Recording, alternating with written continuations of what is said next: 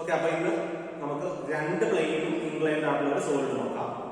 രണ്ട് പ്ലെയിനും ഇൻക്ലൈൻഡ് എന്ന് പറയുമ്പോൾ നമ്മൾ ആദ്യം ചെയ്തത് ബേസ് ഫിഗർ, അതായത് ആക്സിസ് എച്ച് പിക്ക് പെർപെൻഡിക്കുലർ ആയിട്ടുള്ള സോളിഡ്സ് ചെയ്തു. അതിനുശേഷം ആക്സിസ് എച്ച് പിക്ക് മാത്രം ഇൻക്ലൈൻഡ് ആയിട്ടുള്ള സോളിഡ്സ് ചെയ്തു.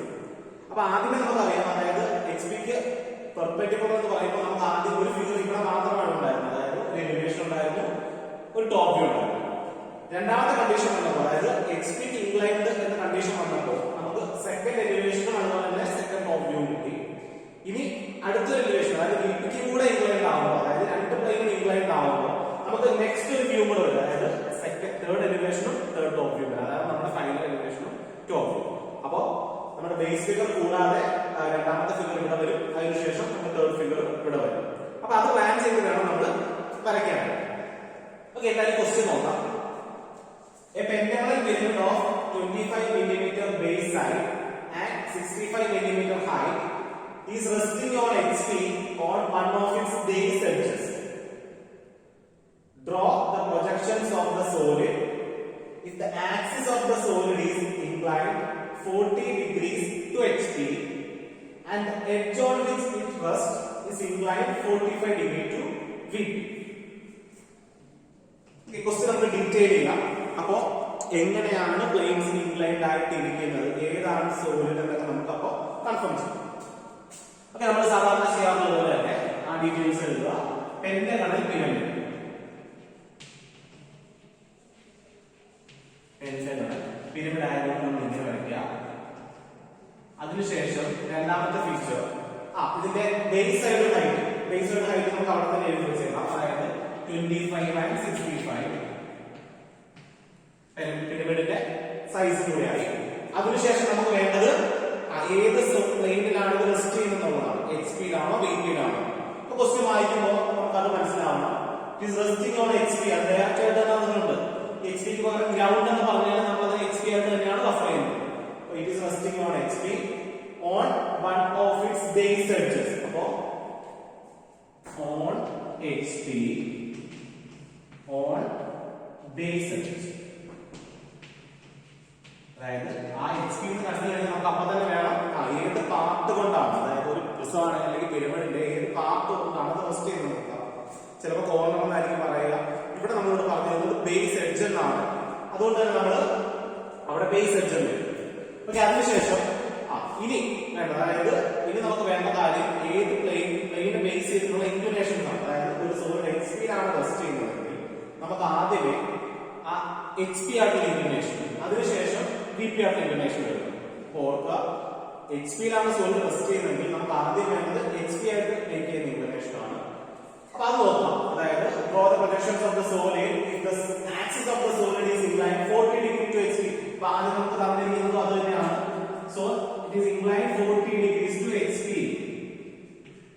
40 degree to HP ആക്സിസ് ആണ് inclined. ഓക്കെ, അതിനുശേഷം നമ്മൾ വി പി ആയിട്ട് ഇൻക്ലിനേഷൻ എഴുതുക. And the edge on which it rests is inclined 45 degrees to VP. അപ്പോൾ 45 ഡിഗ്രി ആണ് VP ആയിട്ടുള്ള ഇൻക്ലിനേഷൻ. പക്ഷെ അവിടെ ആക്സിസ് അല്ല തന്നിരിക്കുന്നത്, പകരം റെസ്റ്റിംഗ് എഡ്ജ് ആണ് 45 ഡിഗ്രി ഇൻക്ലൈൻഡ് ആയിട്ട് തന്നിരിക്കുന്നത്. ഓക്കെ, ഞാൻ അതിന്റെ പൊസിഷൻ ഒന്ന് കാണിച്ചു നോക്കാം. അതായത് ഇതാണ് നമ്മുടെ പെന്റഗണൽ പിരമിഡ്. ഇതിന്റെ base side 25, height 65, resting on HP on one of its base edges. ആ ബേസ് എഡ്ജ് ആണ് ഇതെന്ന് വിചാരിച്ചോളാം. അപ്പൊ ആ ബേസ് എഡ്ജ് ആണ് നമ്മൾ ഫോക്കസ് ചെയ്യുന്നത്. അതുകൊണ്ട് തന്നെ അത് എച്ച് പിയിൽ ഈ റൈറ്റ് സൈഡിലേക്ക് വരുന്ന രീതിയിൽ വെച്ചിട്ടാണ് നമ്മൾ ബേസ് പൊസിഷൻ വരയ്ക്കുന്നത്. അപ്പൊ അത് ഓൾറെഡി നമ്മൾ പറഞ്ഞിട്ടുള്ളതാണ്. റെസ്റ്റിംഗ് ഓൺ ബേസ് എഡ്ജ് അല്ലെങ്കിൽ കോർണറിനെ ബേസ് ചെയ്ത് നമ്മൾ ബേസ് പൊസിഷൻ വെക്കണം. അങ്ങനെ വെക്കുമ്പോൾ അത് ഈ സൈഡിൽ വരുന്ന രീതിയിൽ നമ്മൾ പ്ലേസ് ചെയ്യും, അതായത് ബേസ് എഡ്ജ് ഇവിടെ കിട്ടും. കാരണം അങ്ങനെ ആവുമ്പോൾ നമ്മൾ ചരിക്കുമ്പോൾ അത് ഓട്ടോമാറ്റിക്കലി ബേസ് എഡ്ജിൽ തന്നെ റെസ്റ്റ് ചെയ്യും. അപ്പൊ ഫസ്റ്റ് ഇൻക്ലിനേഷൻ അങ്ങനെയാണ് നമ്മൾ കൊടുക്കുന്നത്. ഇപ്പോ ആക്സിസ് എച്ച് പിക്ക് പെർപെൻഡിക്കുലർ ആണ്. ആക്സിസിനെ നമ്മൾ 40 ഡിഗ്രി എച്ച് പി ആയിട്ട് ഇൻക്ലൈൻഡ് ആക്കി ഫസ്റ്റ് കണ്ടീഷൻ ഉണ്ടാക്കി. ഇനി അതിനുശേഷം വി പി ആയിട്ടുള്ള ഇൻക്ലിനേഷൻ, വി പി ആയിട്ട് ആക്സിസ് ഇൻക്ലൈൻഡ് ആണ് എന്നല്ല പറഞ്ഞിരിക്കുന്നത്, പകരം ഈ റെസ്റ്റിംഗ് ബേസ് എഡ്ജ്, അതായത് ഈ എഡ്ജിന് ഇപ്പോഴത്തെ കണ്ടീഷൻ വി പിക്ക് പെർപെൻഡിക്കുലർ ആണ്. അതായത് ഇത് വി പിക്ക് പെർപെൻഡിക്കുലർ ആയിട്ടിരിക്കുന്ന ഒരു ലൈൻ ആണെങ്കിൽ ആ ലൈനിലാണ് ഈ എഡ്ജ് ഇരിക്കുന്നത്. അങ്ങനെ റെസ്റ്റ് ചെയ്തുകൊണ്ടാണ് ശരിക്കും HP ആയിട്ട് ഇൻക്ലിനേഷൻ ഉണ്ടാക്കുന്നത്. ഇനി നമ്മൾ എന്താ ചെയ്യുന്നത്? ഈ എഡ്ജിനെ റെസ്റ്റിംഗ് ബേസ് എഡ്ജിനെ 45 ഡിഗ്രി VP ആയിട്ട് ഇൻക്ലൈൻഡ് ആക്കും. നേരത്തെ അത് പെർപെൻഡിക്കുലർ ടു VP ആയിരുന്നു, അതിനെ 45 ഡിഗ്രി ഇൻക്ലൈൻഡ് ആക്കും. അപ്പൊ അതാണ് നമ്മുടെ ഫൈനൽ എലിവേഷൻ ടോപ്പിക്. ഇങ്ങനെ ചരിഞ്ഞിരുന്നാൽ എന്താണ് കാണുന്നത് എന്നുള്ളതാണ്. അപ്പൊ നോക്കി, ഇവിടെ നമ്മൾ എന്താ ചെയ്തത്? VP ആയിട്ട് നമ്മൾ ഇൻക്ലൈൻ ചെയ്യാനായിട്ട് ഈ എഡ്ജിനെയാണ് നമ്മൾ ചേർച്ചത്. ഈ എഡ്ജ് നേരത്തെ പെർപെൻഡിക്കുലർ ആയിരുന്നു, അതിനെ നമ്മൾ 45 ഡിഗ്രി ഇൻക്ലൈൻ ചെയ്തു. ഓക്കെ, അപ്പോ ഇവിടെ പറഞ്ഞിരിക്കുന്ന ലാസ്റ്റ് VP ആയിട്ട് ഇൻക്ലിനേഷൻ അതാണ് resting base edge. Resting base edge.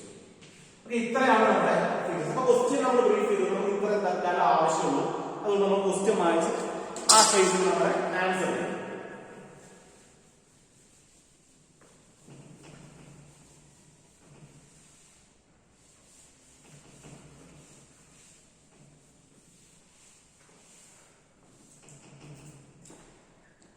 Okay, നമുക്ക് വേണ്ട രീതിയിൽ ഞാൻ ഓൾറെഡി ബേസ് ഫിഗറിന്റെ ടോപ്പ് വ്യൂ വരച്ചിട്ടുണ്ട്. നോക്കുക, അതായത് ബേസ് എഡ്ജിൽ റെസ്റ്റ് ചെയ്യുന്നത് കൊണ്ട് തന്നെ ആ എഡ്ജ് ഞാൻ ഈ റൈറ്റ് സൈഡിൽ വരുന്ന രീതിയിൽ വെച്ചു. മാത്രമല്ല അത് VPക്ക് പെർപെൻഡിക്കുലർ ആക്കി വെച്ചു. അപ്പൊ ഇവിടെ D മുതൽ C വരെയുള്ള ലെങ്ത് എന്ന് പറയുന്നത് 25 ആണ്. ഇത് VPക്ക് പെർപെൻഡിക്കുലർ ആണ്.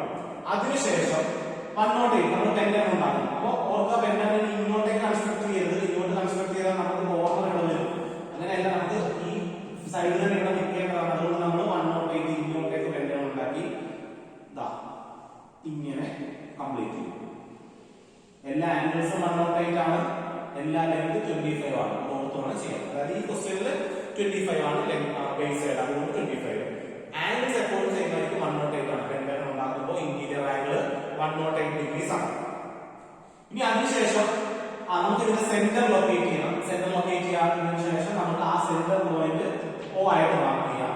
എന്നിട്ട് എല്ലാ കോർണേഴ്സിലും സെന്ററിലേക്ക് എഡ്ജസ് വരയ്ക്കണം. കാരണം ഇത് പിരമിഡ് ആണ്. പിരമിഡ് ആയതുകൊണ്ട് എല്ലാ എഡ്ജസും നമുക്ക് സെന്ററിലേക്ക് ജോയിൻ ചെയ്യാം. ഓക്കെ, അപ്പൊ ഈ ഫിഗറിൽ നിന്ന് നമുക്ക് ഇത് പിരമിഡ് ആണ്, പെന്റഗണൽ പിരമിഡ് ആണ് ഇത്. അതായത് ഇനി നമ്മൾ ഫർദർ ഡെവലപ്മെന്റ് വരുമ്പോ അല്ലെങ്കിൽ നമുക്ക് ഈ പറഞ്ഞ ബേസ് ഫിഗർ എന്തിനു വേണ്ടിയിട്ടുള്ളതാണെന്ന് മനസ്സിലാക്കണം. അതായത് ഈ എഡ്ജ് ആണ് നമുക്ക് ഇമ്പോർട്ടന്റ്. അതുകൊണ്ടാണ് നമ്മൾ ഈ എഡ്ജുകളെ വെച്ചിട്ട് വരച്ചു തുടങ്ങിയിരിക്കുന്നത് കൂടെ മനസ്സിലാക്കും. ഓക്കെ, ഇനി അതിനുശേഷം നമുക്ക് ഇതിന്റെ ഫ്രണ്ട് വ്യൂ വരും. അതായത് ഇങ്ങനെ ഇരുന്നാൽ ഈ ഫസ്റ്റ് കണ്ടീഷൻ ഇങ്ങനെ ഇരിക്കുമ്പോൾ നമ്മൾ കാണുന്ന ടോപ്പ് വ്യൂ ആണ് നമ്മൾ വരച്ചിരിക്കുന്നത്. ഇനി ഇതിന്റെ ഫ്രണ്ട് വ്യൂ എന്ന് പറയുമ്പോൾ 1, 2, 3 ലോവർ എഡ്ജസ്. ഇവിടെ കാണുന്ന ഈ 2 ഷോർട്ട് എഡ്ജസ്, അതായത് ബേസ് എഡ്ജസ് നമുക്ക് ഫ്രണ്ട് വ്യൂവിൽ കാണാൻ സാധിക്കും. ഓക്കെ, അത് നമുക്ക് ഇവിടുന്ന് മനസ്സിലാക്കാൻ പറ്റും. എന്തായാലും ഞാൻ സെന്റർ കൂടി മേലെ പ്രൊജക്ട് ചെയ്യാണ്. സെന്റർ ലൈൻ ഹൈറ്റ് 65 ആവുന്ന പോലെ സെന്റർ ലൈൻ വരയ്ക്കാം.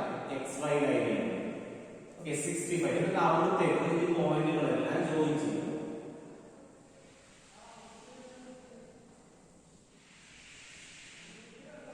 ഈ പോയിന്റ് O'. അത് ആദ്യം തന്നെ നമുക്ക് ധൈര്യമായിട്ട് മാർക്ക് ചെയ്യാം. താഴെ ബേസ് വരയ്ക്കും. ഓക്കെ, ഇനി ഇവിടുന്ന് വരുമ്പോ ഈ പോയിന്റ് A', B', C'. സിയുടെ പുറകിൽ D ഉണ്ട്, ബ്രാക്കറ്റിൽ D' കൊടുക്കുക. ബിയുടെ പുറകിൽ E ഉണ്ട്, ബ്രാക്കറ്റിൽ E' കൊടുക്കുക. എയുടെ പുറകിൽ ഒന്നുമില്ല, ബിയുടെ പുറകിൽ E, സിയുടെ പുറകിൽ D, O ടോപ്പിലാണ്. ഫ്രണ്ട് വ്യൂ ആയതുകൊണ്ട് എല്ലാത്തിനും ഡാഷ് കൊടുക്കും. ഇനി അതിനുശേഷം നമ്മുടെ നെക്സ്റ്റ് സ്റ്റെപ്പ്, അതായത് ഇപ്പോ ആക്സിസ് പെർപെൻഡിക്കുലർ ടു HP ആണ്, അതാണ് നമ്മൾ ഫ്രണ്ടിൽ കാണുന്നത്. ഇനി ആക്സിസിനെ 40 ഡിഗ്രി ചെരിച്ച് വയ്ക്കണം.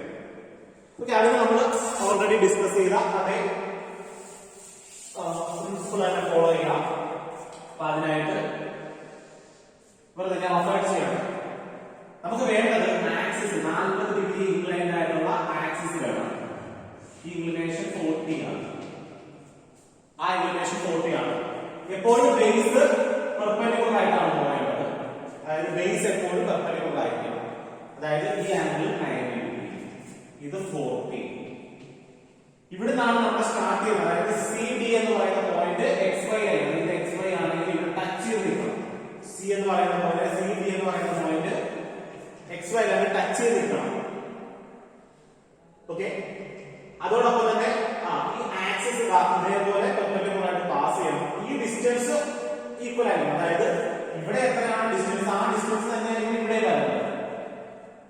ഈ ആംഗിൾ അതായത് ആക്സിസ് ഇൻക്ലൈൻ ചെയ്യുന്ന ഡിഗ്രി, ആക്സിസ് എക്സ്പീരിയൻസ് ഇൻക്ലിനേഷൻ 40 ആണ്, ഇത് 90 ആണെങ്കിൽ ഓട്ടോമാറ്റിക്കായിട്ട് എത്രയായിരിക്കും 50 ആണ്. ഇത് ചേഞ്ച് ആവുന്ന അനുസരിച്ച്, അതായത് ഈ 40 എന്നുള്ളത് 35 ആയാൽ ഇവിടുത്തെ ആംഗിൾ 55 ആവും. ഇത് 45 ആണെങ്കിൽ ഇത് 45 ആവും. അതനുസരിച്ച് നമ്മുടെ ഈ ആംഗിളും ചേഞ്ച് ആവും. അപ്പൊ പിരമിഡ്സ് വരയ്ക്കുമ്പോൾ ഇങ്ങനെ നോക്കി ചെയ്യുക. ഓക്കെ, അപ്പൊ അതിനായി ഈ സി ഡി എന്ന് പറയുന്ന പോയിന്റ് നമ്മൾ എവിടെയെങ്കിലും ഫിക്സ് ചെയ്തതിനു ശേഷം ഈ പറഞ്ഞ 50 ഡിഗ്രി ഇൻക്ലൈൻഡ് ആയി ഒരു ലൈൻ വരയ്ക്കും.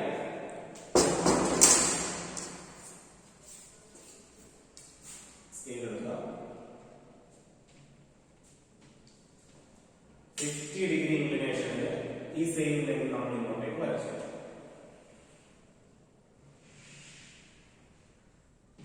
ഓക്കെ, അപ്പോ ഈ പോയിന്റ് ആണ് സി ഡാഷ് ഡി ഡാഷ്. ഈ point C dash D dash, ഈ ലെങ്ത് സെയിം ആണ്. ഇനി ബാക്കിയുള്ള മെഷർമെന്റ്സ് എടുക്കുക. അതായത് സെന്റർ ലൈൻ മുതൽ ഇവിടെ വരെയുള്ള ഡിസ്റ്റൻസ് എടുക്കുക, എന്നിട്ട് അതവിടെ മാർക്ക് ചെയ്യുക. ബി മുതൽ സി വരെയുള്ള ഡിസ്റ്റൻസ് എടുക്കുക, എന്നിട്ട് അത് അങ്ങോട്ടേക്ക് മാർക്ക് ചെയ്യുക. ഇനി ഇവിടുന്ന് പെർപെൻഡിക്കുലർ ആയിട്ട് നമ്മുടെ ചെയിൻ ലൈൻ വരയ്ക്കും. ഓർക്കുക, ചെയിൻ ലൈൻ വരയ്ക്കുമ്പോൾ ഇവിടുന്നാണ് നമ്മൾ ഹൈറ്റ് എടുക്കേണ്ടത്, ഇവിടുന്നല്ല, തെറ്റിപ്പോയത്. ഇവിടുന്നാണ് 65 എടുക്കുന്നത്. അപ്പൊ ഇവിടുന്ന് 65 എടുക്കുക, 65 എടുത്തിട്ട് അത് നിർത്തുക. ഇനി അങ്ങോട്ടേക്ക് ഇത് വരയ്ക്കുക.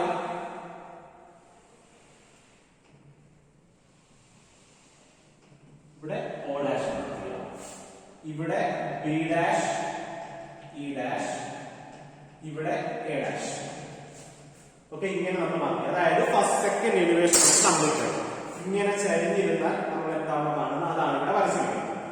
ഓക്കെ, ഇനി അടുത്ത സ്റ്റെപ്പ് പ്രൊജക്ട് ചെയ്യുക. ഇതിനെ താഴത്തേക്ക് പ്രൊജക്ട് ചെയ്ത് ഇതിന്റെ ടോപ്പ്, അതായത് മേളിൽ നിന്ന് എന്ത് കാണുന്നു എന്നുള്ളത് വരയ്ക്കുക.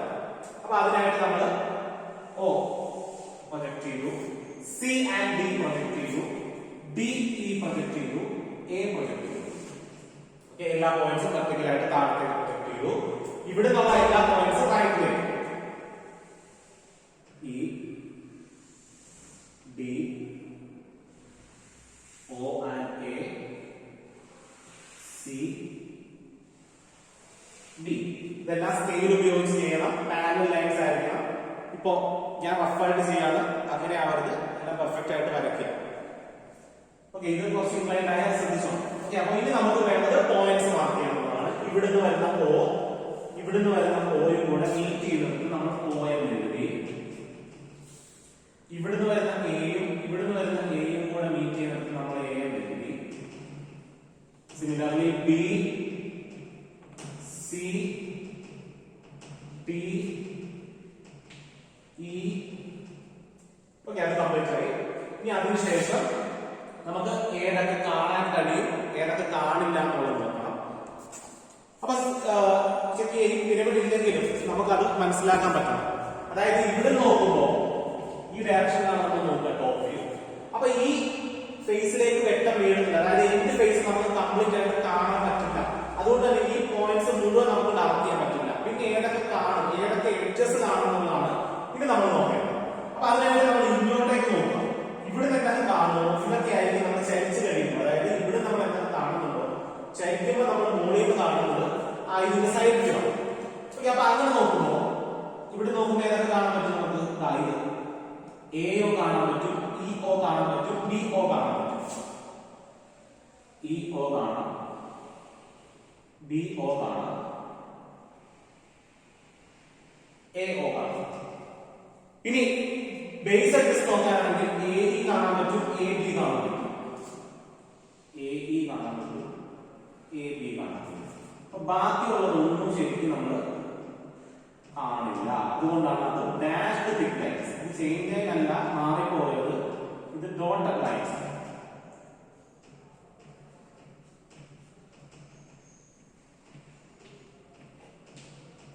ഓക്കെ, ഇതാണ് നമ്മുടെ second top.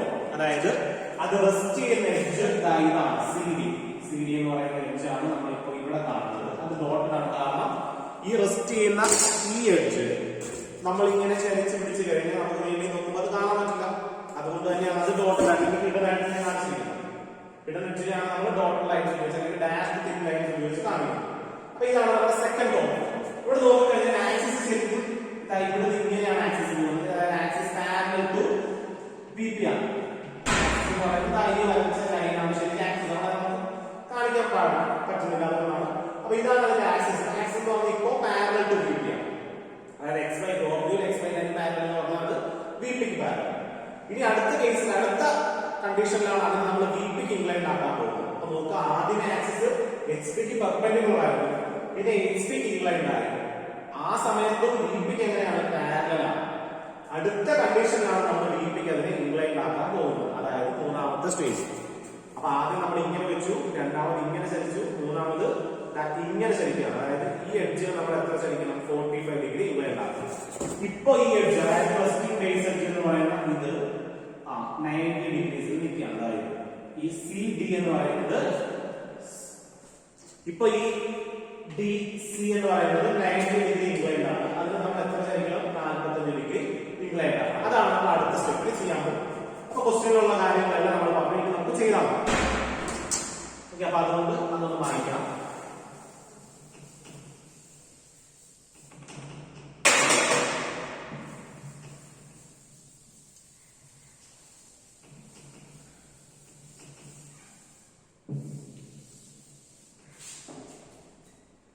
Okay, next step നോക്കാം.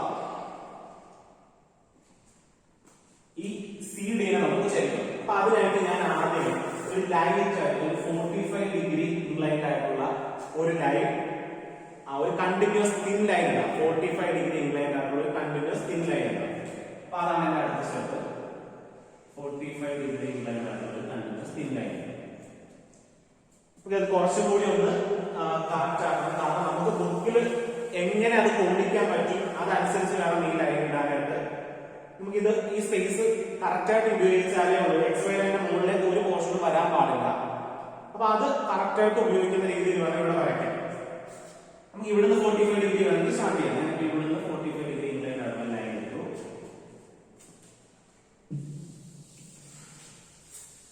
ഈ ലൈൻസ് ഒക്കെ നമുക്ക് ആവശ്യമില്ല, നമുക്ക് വായിക്കാം. ഇവിടെ ഒരു 45 ഡിഗ്രി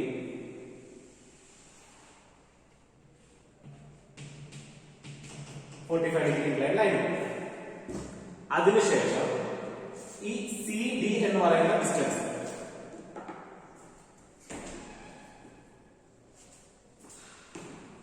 CD എന്ന് പറയുന്ന ഡിസ്റ്റൻസ്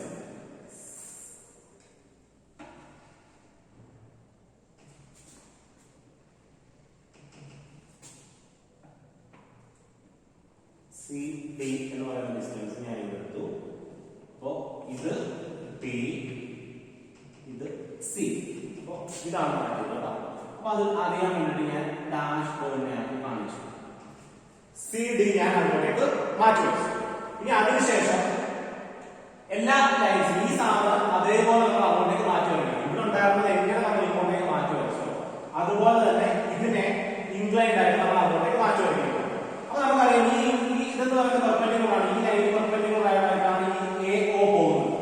അപ്പൊ അതായത് 90 ഡിഗ്രിയിലാണ്. ഞാൻ അതിങ്ങനെ എക്സ്റ്റെൻഡ് ചെയ്തിട്ടു. അതായത് 90 ഡിഗ്രിയിൽ ഇതിന്റെ സെന്ററിൽ കൂടെ പാസ് ചെയ്യുന്ന ഒരു ലൈൻ വരച്ചു. അപ്പൊ ഈ ആംഗിൾ എത്രയാണ്? 90 ഡിഗ്രി. ഓക്കെ, ഇനി നമുക്ക് ഇവിടെ നിന്നോട്ടുള്ള ദൂരം എടുക്കാം. ഇവിടെ നിന്നോട്ടുള്ള ദൂരം എടുത്താൽ നമുക്ക് ഇവിടെ മാർക്ക് ചെയ്യാം, O മാർക്ക് ചെയ്യാം. ഓക്കെ, അതായത് ഇവിടുന്ന് ഇങ്ങോട്ടുള്ള ദൂരം. ഇനി ഇവിടെ നിന്നോട്ടുള്ള ദൂരം എടുത്താൽ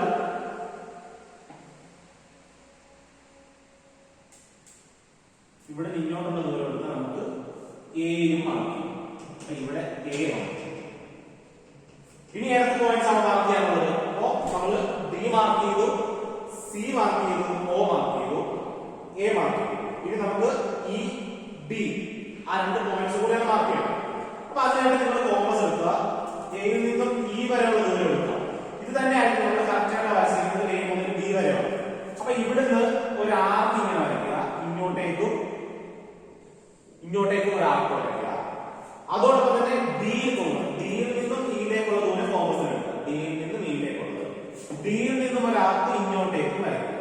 ഓക്കെ, അപ്പോ ഇവിടെ ഒരു പോയിന്റ് കിട്ടി, ഈ പോയിന്റ് ഇ. സിമിലർലി ഇതേ ദൂരം തന്നെ ആയിരിക്കും സിയിൽ നിന്നും ബിയിലേക്കുള്ളത്. അപ്പൊ സിയിൽ നിന്നും ബിയിലേക്ക് ഒരു ആർക്ക് കൂടെ കട്ട് ചെയ്യുക. അപ്പൊ ശരിക്കും ഈ രണ്ട് ആർക്കും കൂടെ ജോയിൻ ചെയ്യുന്ന ഈ പോയിന്റ് ആണ് ബി. ഇനി നമുക്ക് വരയ്ക്കാനുള്ളത് ഡാർക്ക് ആക്കി വരയ്ക്കാം. അതായത്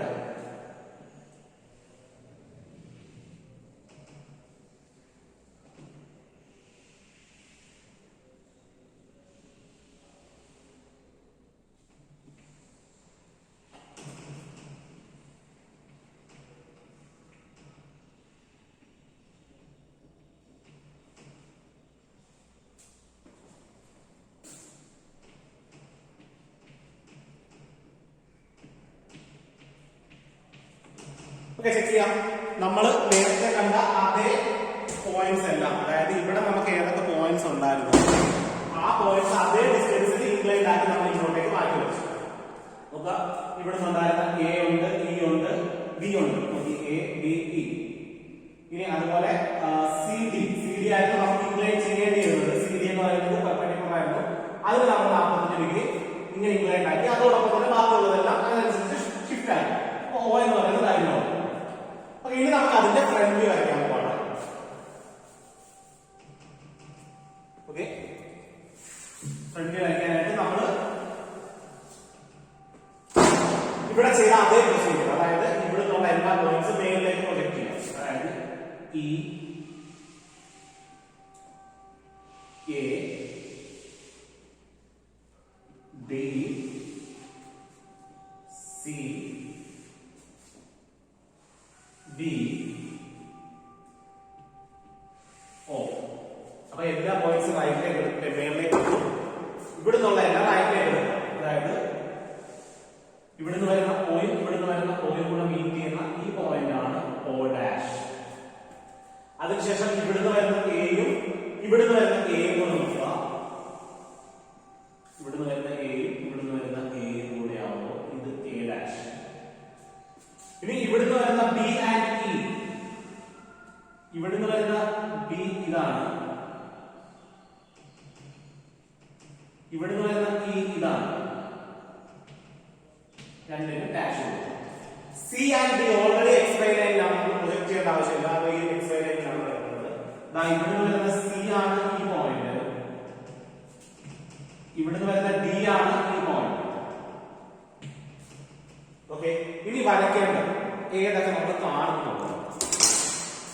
അതായത് ഞാൻ നേരത്തെ പറഞ്ഞു നമുക്ക് രണ്ട് രീതിയിൽ വേണമെങ്കിൽ ചരിക്കാം. അല്ലെങ്കിൽ ഇങ്ങോട്ട് ചരിക്കാം, അല്ലെങ്കിൽ ഇങ്ങോട്ട് ചരിക്കാം. നമ്മൾ ഇങ്ങോട്ട് ചരിക്കുന്നതിന്റെ അഡ്വാൻറ്റേജ് അതാണ്, നമുക്ക് ഫ്രണ്ടിൽ നോക്കുമ്പോൾ ഈ ഫേസ് കംപ്ലീറ്റ് ആയിട്ട് കാണാൻ പറ്റും ഇങ്ങനെ ചരിച്ചു കഴിഞ്ഞാൽ. അതായത് apex nearer to V P എന്നാണ് നമ്മൾ ഇതിന് പറയുന്നത്. ചില ക്വസ്റ്റ്യൻ അങ്ങനെ എടുത്ത് ചോദിക്കാറുണ്ട്.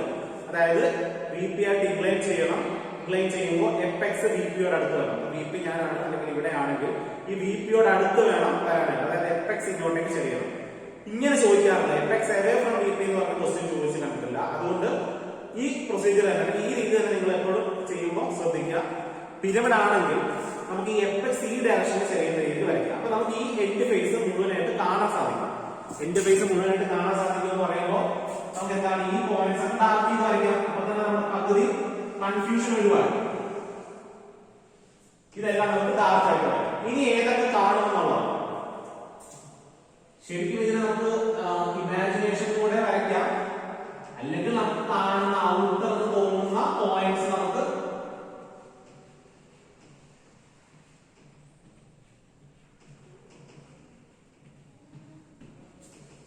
ഔട്ടർ എന്ന് തോന്നുന്ന പോയിന്റ്സ് നമുക്ക് ജോയിൻ ചെയ്ത് വരാം. അപ്പൊ ഇങ്ങനെയാണ് final elevation. Okay, C D എന്ന് പറയുന്നത് അപ്പോഴും എവിടെ ആയിരിക്കണം? എക്സ് വൈ ലൈനിലായിരിക്കും. കാരണം അത് എക്സ് വൈയിൽ ടച്ച് ചെയ്തിരിക്കുക.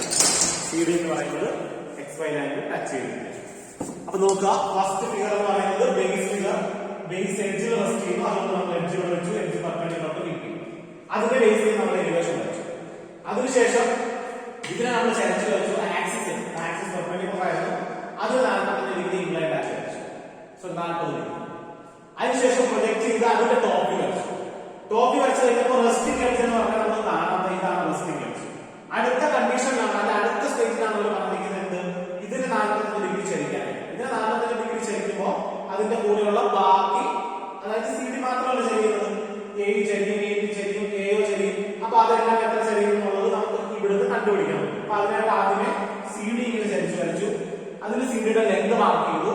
അങ്ങനെ ലെങ്ത് മാർക്ക് ചെയ്തതിനു ശേഷം ഈ ലൈനാണ് ഞാൻ പിന്നീട് വരച്ചത്. അതായത് എ ഒ എന്ന് പറയുന്ന ലൈൻ ഇതിന് പെർപെൻഡിക്കുലർ ആയിട്ടുള്ള ലൈനാണ്. അപ്പൊ അത് പെർപെൻഡിക്കുലർ ആയിട്ട് ഇട്ടു.